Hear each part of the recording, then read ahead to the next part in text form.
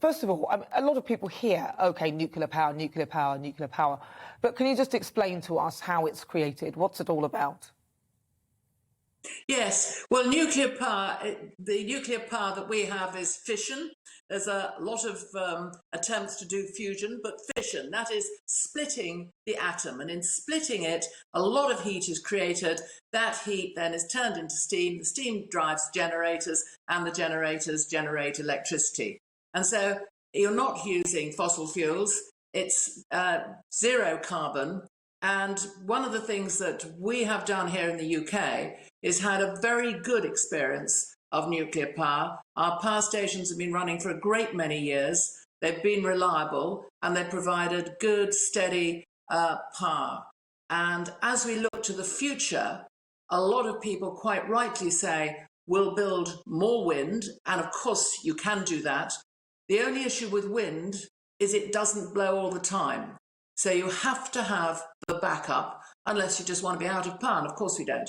So if you're going to do the backup, the question is, what is it that you do it with? Gas is where we are at the moment. Slows down most of our coal. So the answer is nuclear. Well, the answer, you say the answer is nuclear. And you talk about the fact that it's wonderful because it's there's no zero carbon. But don't we use uranium to power a nuclear power station, which is mined in places like Niger and even Russia, actually? And then obviously where it's mined, apparently it's not dangerous, but it's the dust that comes off it that then irradiates everything around it and makes it quite volatile and dangerous for the environment. I mean, are we not going to consider that? Yeah, absolutely have to.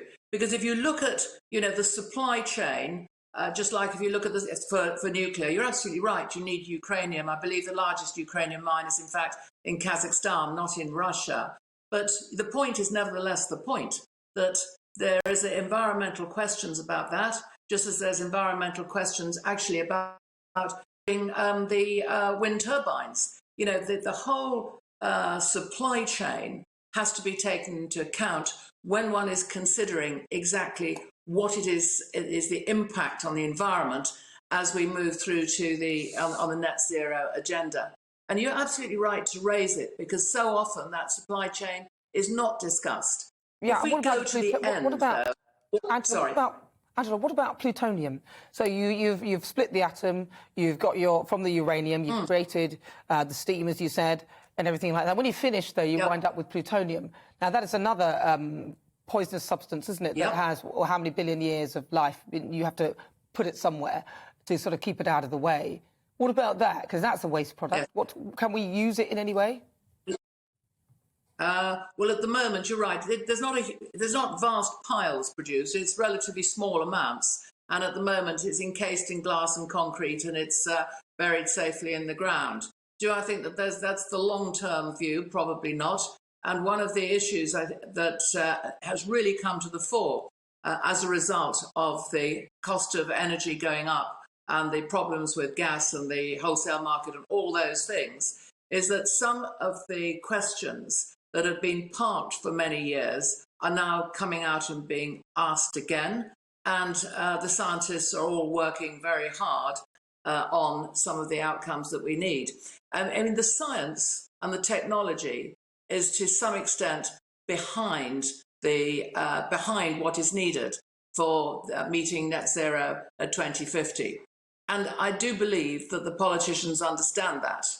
Yeah. However, the very fact that whatever way we generate power, there's a consequence, environmental consequence in the building, then there's of it, and then there's environmental consequence with what do you do with it at the end, is there for all sorts. I'm not pushing it to one side, but it still leaves you with a question of what do we do? And of all the options of what do we do, it's coal, it's gas, or it's nuclear, in order to back up the electricity produced by wind or indeed by solar, because those are intermittent, renewables are intermittent.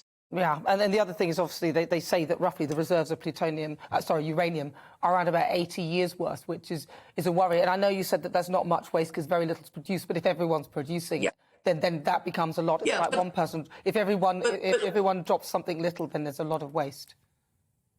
And by the time that 80 years, in fact, by the time 10 or 15 years has elapsed, we will have other forms of, the nuclear fusion, I'm sure, will be up and running. Because What's the difference? what I don't want to do, what I'm trying not to do, is I'm trying not to say to you there is a perfect solution. I'm trying not to say to you in 5 years or 10 years or 15 years there'll be alternatives. But what I am saying is there's a lot of work going in this area. We need to do some things right now without delay in order to give us the power that we need. But at the same time, work on the technology and the applied development and research so that new techniques come forward for the next 10, 15, 20, in the next 10, 15, 20 years. I'm just going to say very, very briefly as well, because I know that it takes about 10, 15 years to build a nuclear power station. And then obviously we've had things like Chernobyl where there's accidents and most of them are human error. Yeah. So we can't sort of get out of the fact that there will be accidents. But you mentioned nuclear fusion.